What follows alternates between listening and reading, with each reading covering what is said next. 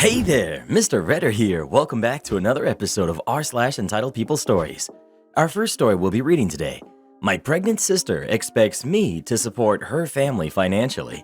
After that, hi, I'd like a free taco. And after that, don't mess with my overtime. Now for every thumbs up this video gets, one Karen gets bit by a mosquito. It is that time of the year again, isn't it? So please smash that like button. And subscribe and turn on notifications for new stories from Reddit every single day. My pregnant sister expects me to support her family financially. My sister got pregnant with her boyfriend right out of high school, got married the next year, then proceeded to pop out another baby every year or two, so she now has 4 kids and she's 24 years old. She's a stay-at-home mom, even though she was brilliant and could have gotten a free ride to a great university. Since hers are the only grandkids, our parents fawn over her constantly. They gush over every new tooth or haircut like it's some sort of huge achievement. Problem is, her husband's business wasn't doing great even before lockdown and is barely limping along now. Sister doesn't work and my parents have limited income. So guess who constantly gets told to lend money to them for crap like school fees, car seats, car payments, new strollers, etc. They don't even ask. My mom just texts me, "Your sister needs money for the kids," and I'm supposed to cough it up. If I complain, they accuse me of being jealous because I don't have a husband and family, even though I'm older. I'm only 26.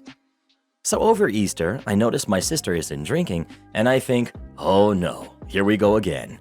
Sure enough, she stands up and announces that she's having yet another precious miracle.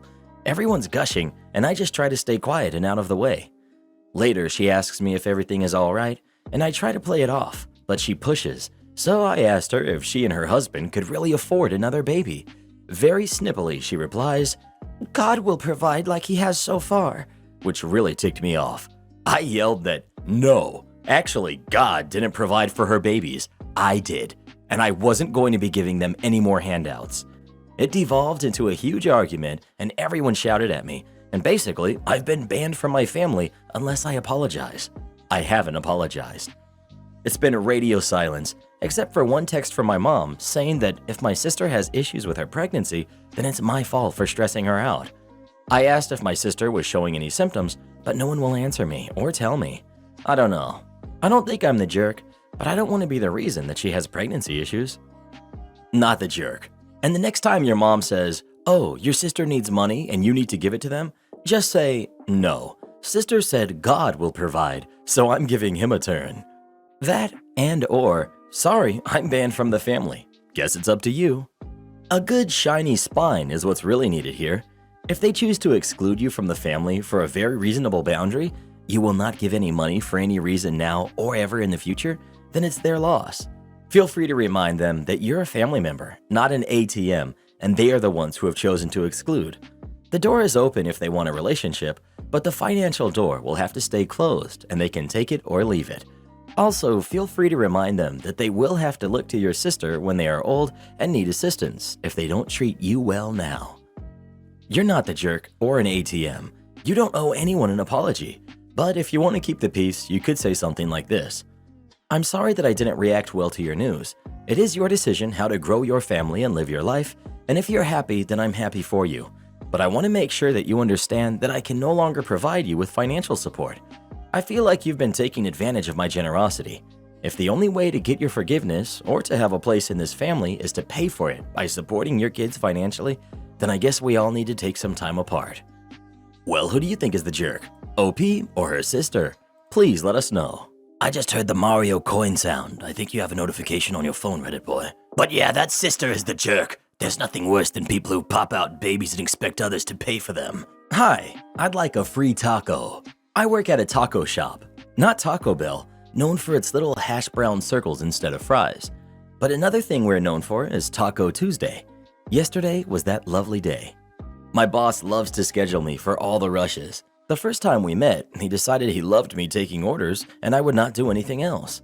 We're working with a skeleton crew, but we function astonishingly well. The boss owns a few different locations, and he'll often come in and talk to us about how there's one specific person on drive-thru just for making drinks. I'm normally the one on the drive-thru, taking orders and dealing with everything at the window, plus anything else I'm tasked with taking care of that day. Like I said, skeleton crew. We're often picking up each other's slack. Anyway, for lunch rush, I spent 2 hours doing nothing but taking orders, so I knew when I came back for dinner it would only get worse. If I only knew. It was a boring Taco Tuesday, busy as any other and just as many frustrating customers, until we had the local high school drop in.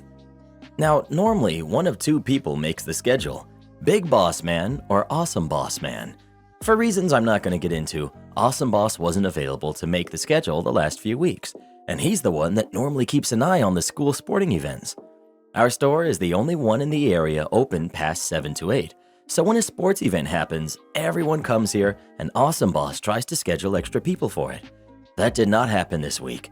Instead, Big Boss made the schedule and decided I'm good enough. I was not good enough. It was a Taco Tuesday, and some sport had just ended, and the boys seemed to have won by the way they were celebrating, carelessly spilling food everywhere and hanging out just everywhere that they could inside, leaving me giant messes to clean. It took me 20 minutes to just take the orders. No, like I've told everyone else in front of you, we don't have fries. Yes, asking if we have Whoppers is so hilarious after the first few guys. It was looking to be your normal group of high school boys, and I just let them be. I had been running back and forth, also taking my drive orders and dealing with those orders. I didn't have enough energy to chit-chat with my regulars for a second.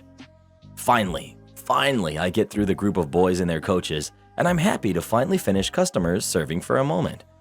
Just as I'm about to take a moment to breathe in some air that doesn't smell like sweat or Axe body spray, in walks, I'm going to call him annoying customer. Now sure, I've had Karens and the such come in before. I know how to keep my cool and handle those people. This man would show me I still have a long way to go. Me. Hi, welcome to Taco Place. What can we get started for you? Jerk. Is it Taco Tuesday? Me. Yeah, it is, but we recently upped the price a few extra pennies. That's fine. I want 3, no cheese, everything else. Me. Okay, that'll be, I don't know, it was like $6. But it's Taco Tuesday. Me. Yes, sir, but the extra stuff costs a little extra, and then there's another $1 worth of tax. No. I don't want anything extra. Just no cheese, but extra lettuce and beef. Me. Okay, that's still this price. Jerk. No. You're not understanding me. I don't want any cheese, and instead of cheese, I want extra beef and lettuce. Now, I've spent all day bending over backwards to help my coworker and satisfy customers best I can, but I'd been yelled at. This man lost all chances he had at getting any help. I understood he meant he wanted extra beef and lettuce in place of the cheese, but even when I substituted out, those things cost extra. So I take off the extra, give him his new total of 3-something, and away he goes, at this point probably thinking he's won. I simply duck into the kitchen. Hey, Rose. Rose is our current night manager, and when Big Boss and Awesome Boss aren't there, she's in control.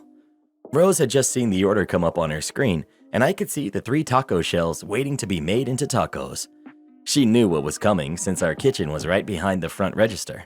She had seen me get yelled at. She had seen me almost fall apart trying to handle the giant rush of people by myself before him, and she knew I already had a plan in mind. Give him as little of everything as you can without getting in trouble. She nods, and I watch as the tiniest scoop of beef is set on this taco and only 7 shreds of lettuce sit on top. Honestly, I don't like handing out these types of tacos because I'm like, the customer paid for a taco. We should give them a taco, but not with this man. I felt he was lucky with how much he was getting. I give him his 3 tacos. I'm expecting him to return to our counter with a complaint in a minute, tops, and I'm surprised as I watch him happily enjoy said tacos. Maybe this plan wasn't as satisfying as I'd hoped. He throws away his trash, and I keep him in the corner of my eye as I do some minor restocking. Then he's back at the counter. Either he's going to complain or he's going to order more food. Either way, I see an opportunity fall into my lap. Me. Hi, is everything okay? Jerk. Yes, I ordered extra stuff on my tacos, and they didn't have the extra. Me. Oh, I'm so sorry about that, sir. We can remake those for you if you've got your receipt. I threw it away. Me. That's a shame, but we really can't do anything without the receipt. The boss gets mad if we give out free food for no reason. He's obviously not happy as he goes digging through the trash for said receipt. He returns and places it in front of me. I look it over, knowing exactly what I'll see, but I still wanted to waste a few seconds of his day. Me.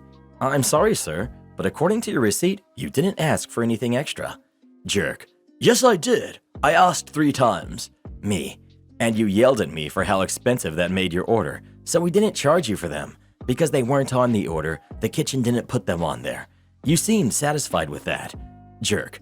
Then I want a free taco since you messed up my order. At this point, Rose stuck her head out of the kitchen and promptly told him, I'm not making you a free taco. You've yelled at my staff for simply doing their job, and you got exactly what you paid for. So I'm going to have to ask you to leave if you keep causing trouble. He made some stink about calling the boss, but we didn't hear anything that night, and I haven't gone in for my next shift. But I doubt anything will actually happen. If there was a problem with the tacos, why did he eat all the tacos? He was enjoying eating the tacos because he intended to go back up and complain to get more free tacos. He enjoyed them all the more with the knowledge of his perfect plan in place.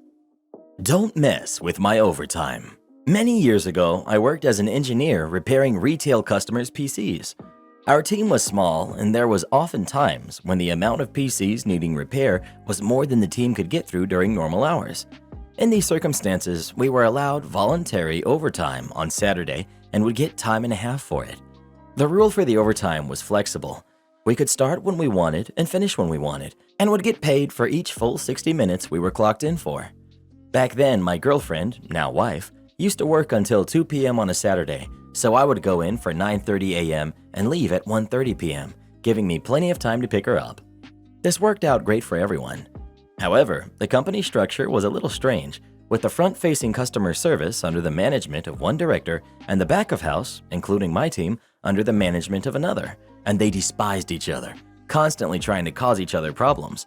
And of course, the workers were always caught in the middle.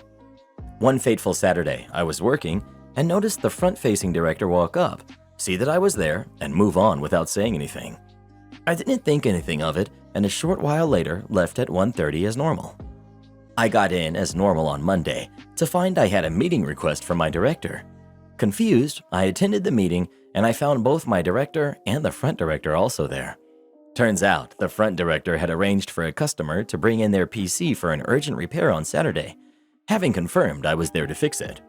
On-the-spot repairs were very rare, reserved for only the most problematic or highest spending customers. Me not being there to look at it had caused the customer to have a meltdown in the shop in front of many other customers. Of course, the front director took the opportunity to bring this up with the MD to get one up on my director, leading to the Monday meeting where she was out for my blood. Luckily, as the overtime rules for our department were clear and I followed them, there was no direct action taken against me, with my director supporting me. However, one thing that did come from this was that we lost our flexible overtime. From that point on, if we wanted to do overtime on a Saturday, we must be there for the whole day. As I wasn't willing to lose my entire Saturday, overtime stopped. It took less than a month for the department's backlog to hit over 100 units. Our target was to have less than 15 at the end of each day. I'd originally wondered why my director didn't put up a fight when the new rule was set, but it didn't take long to see the number of customer service complaints and call waiting times skyrocket, all of which was the front director's responsibility. Not long after, my director approached me smiling to let me know that the front director had gone to the MD first to try to force us to do overtime, and when that failed, beg for the new rule to be removed. So the next Saturday, I was back earning a little extra cash, and that director didn't try to mess around with our hours again. Sometimes you just gotta let them fall on their faces. Your director apparently knew this. Good on them. When your enemy is making a mistake, don't interrupt them. Am I the jerk for not helping my pregnant roommate with everything? I live in the dorms and got a new roommate this semester because my old one went home. I had never met her before she moved in. She's currently 6 months pregnant and wants me to do more for her than I want to. We aren't friends, but because we share a room, she says I should support her more. After she moved in, I noticed the food from my little fridge that I brought from home kept going missing. I confronted her and she admitted she ate it, but said it wasn't her fault because she was hungry. I got a lock for the fridge and she's been really cold ever since. Then she got mad because I had a bad day one day last week, so my boyfriend came over. During the hours we can have visitors in the dorms, to watch TV and gave me a back rub, and she kept talking loudly about how she needs a massage. After he left, she tried to tell me I needed to give her a massage and rub her feet because she's hurting, but I refused because we aren't close enough for me to want to do that. Then she tried to tell me I can't have him over, but I don't see why she gets to set the rules. Then over the weekend, she wanted me to get food for her when I was studying and was mad when I told her to do DoorDash or something.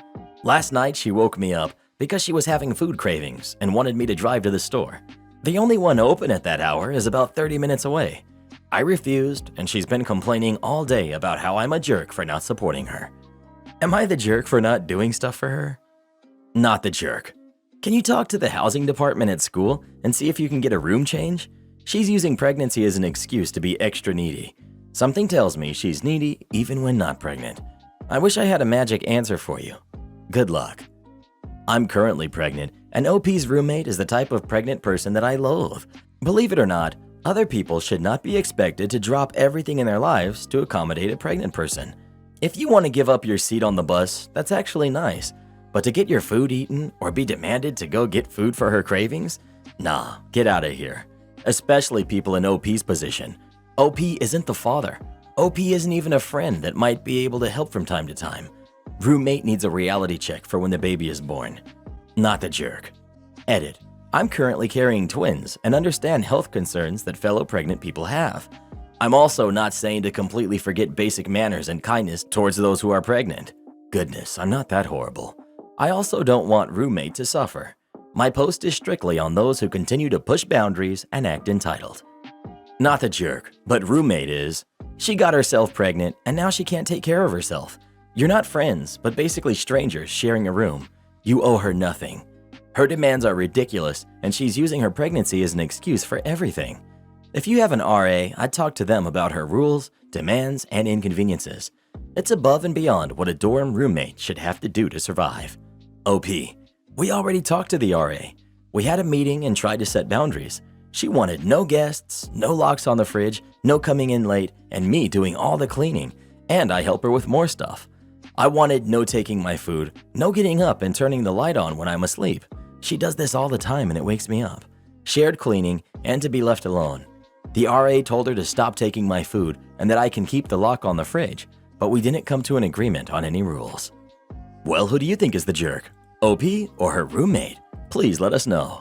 No wonder baby daddy ain't around. That poor baby's gonna grow up being raised by a Karen. Am I the jerk for kicking my girlfriend out after an argument? So adoption is pretty common in my family. I probably have more adopted cousins than biological ones, though I can't say for sure since it really doesn't matter in my family. I'm 22, male, and my younger brother, who's 15, was adopted by my parents when he was 7. Our dads were close, and he used to come around a lot. His parents split when he was about 5, and his mom ended up in jail a few months later. His dad then passed due to medical issues when he was 7, and my parents took him in because he would have gone into the system. So he's lived with us since I was 14, and I do see him as my little brother, and we are family. His biological mom is still around, but isn't allowed to see him. The problem comes in with my girlfriend. We've been together for 2 years, and we've met each other's family, and we have gotten along great with them. About a month ago, she came to me complaining about how her sister is adopting, saying it was cheating, especially since she doesn't have any fertility issues.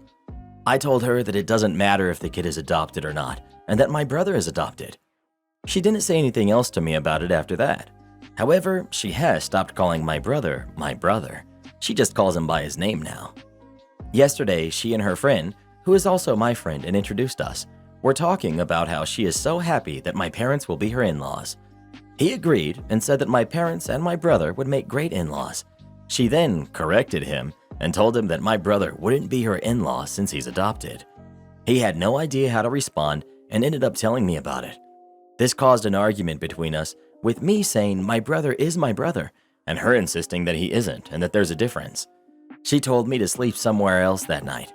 I told her no, this is my home too, and if she has the issue, she should sleep somewhere else. This caused her to scream at me, calling manipulative and horrible before leaving to sleep at her parents'.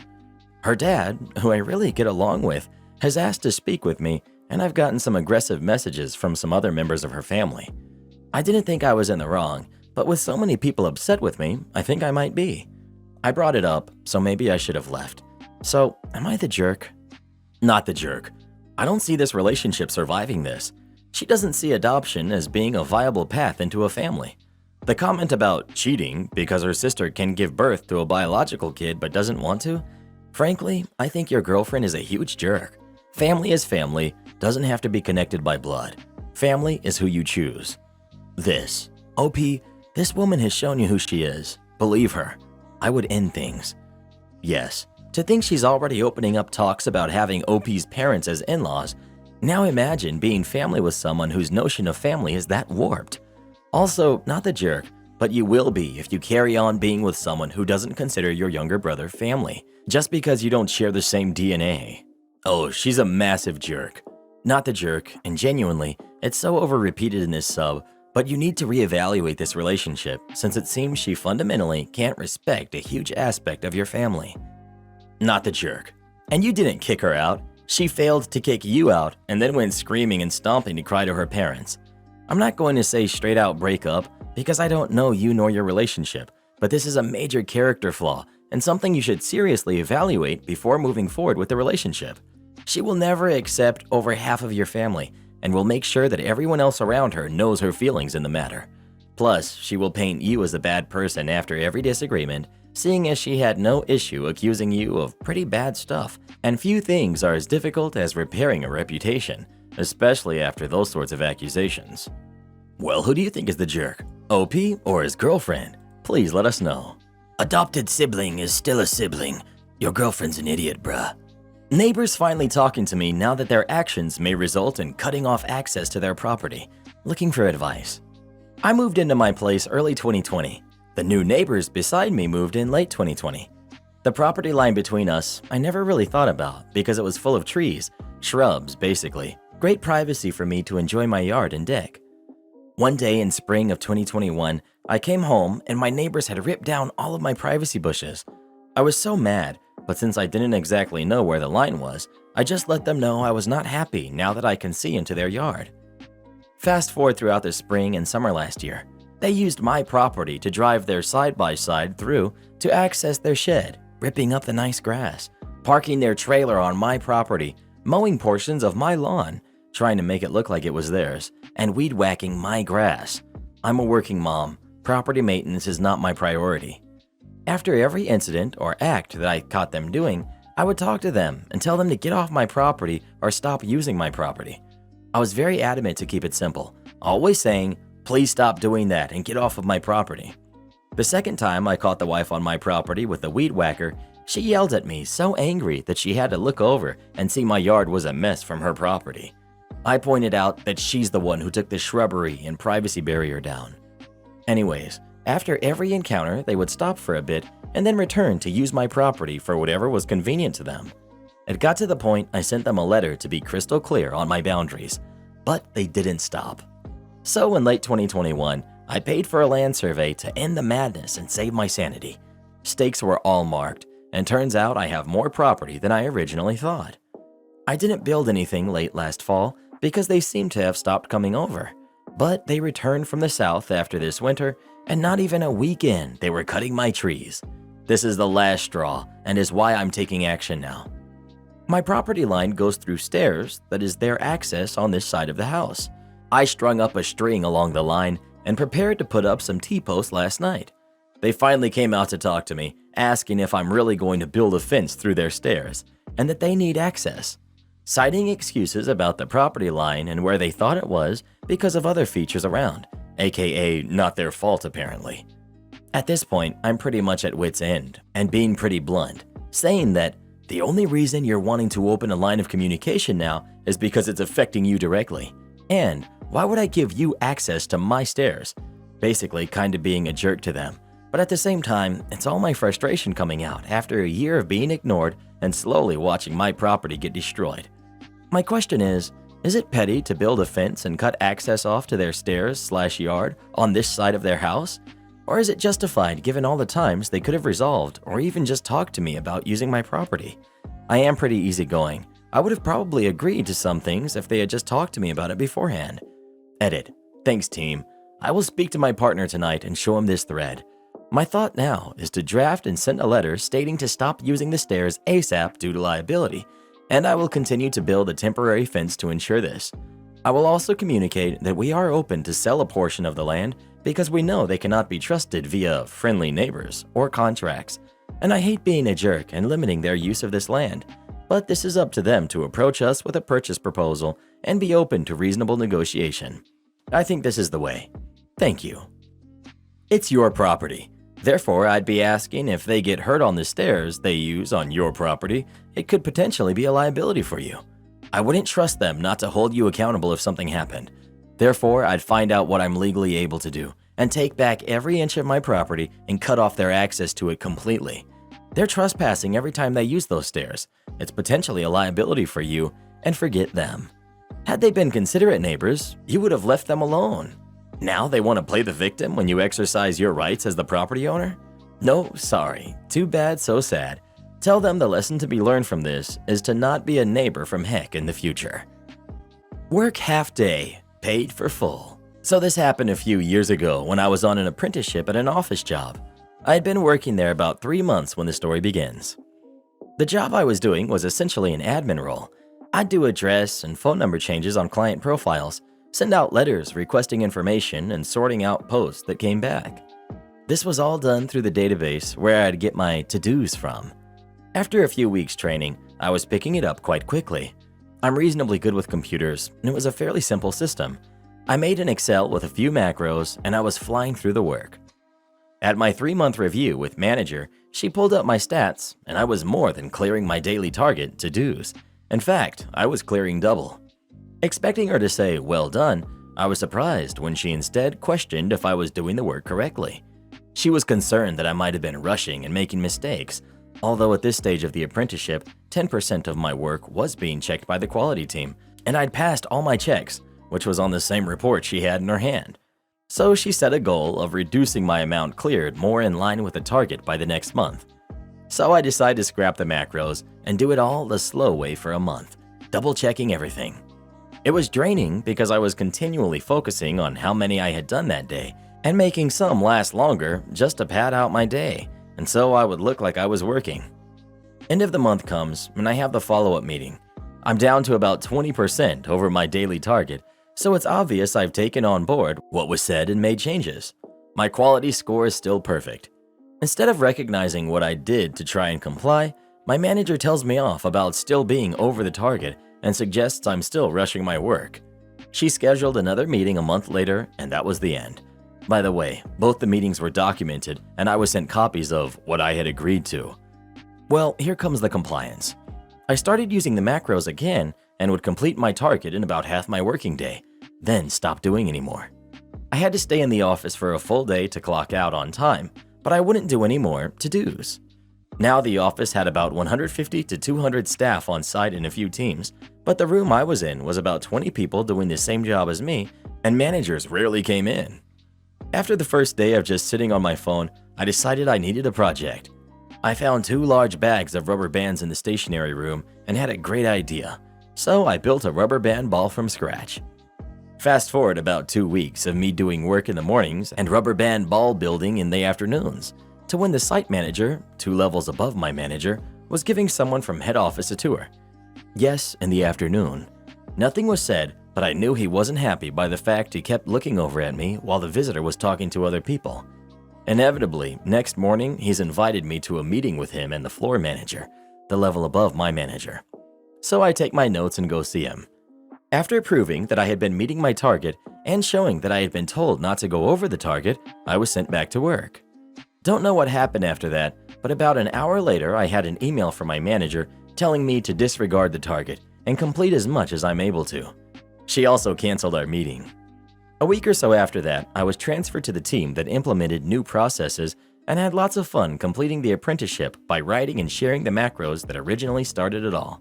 By the way, Rubber Band Ball is proudly on a shelf at home, 20 centimeters in diameter. Why are companies like this? Wow, they're going so much over their target with no mistakes. Make it stop.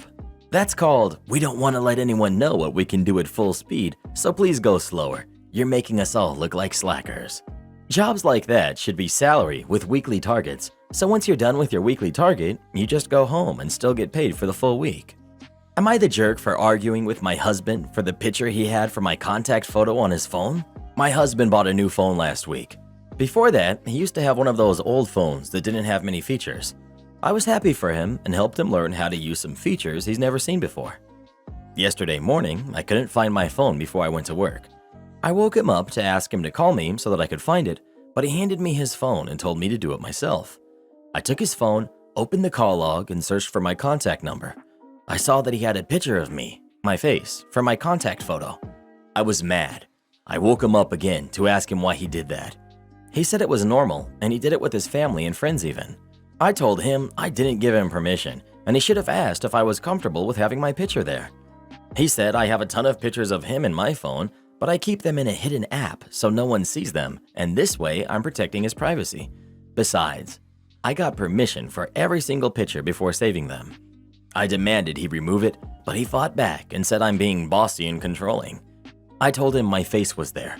He again said it wasn't a huge deal and that I should chill. I snapped and said I wasn't going to let him convince me to be okay with this. We fought some more, and he removed the picture and kept pouting and venting about how I keep trying to dictate how he lives and what he does, and said it's become too much. Info: I live in an area far from home, and I don't know anyone here yet, and I was worried if he loses his phone, my info will be linked to my photo. You're the jerk. Unless you go through society with a veil on, people are going to see your face, so the privacy argument seems far-fetched. What's the problem? ETA, your husband is right. You are bossy and controlling. It's also just the contact photo, which only he sees unless she calls him, or he has his contacts open and people are around, and it would be tiny anyways. That's not even the lock screen or the home screen image like a ton of people have, including myself. Weird hill to die on. I don't use photos on contacts because it's confusing. But seriously? And why does she hide all the photos she takes of him, normal photos, on a secret app? She sounds off. Maybe info is missing and she works for the CIA or something, so withholding judgment until she confirms she's not a secret agent in the wilderness. Support our channel by joining as a member today, and we'll give you a shout out in our next video. Or come watch this video next. You won't believe what Karen does in that one.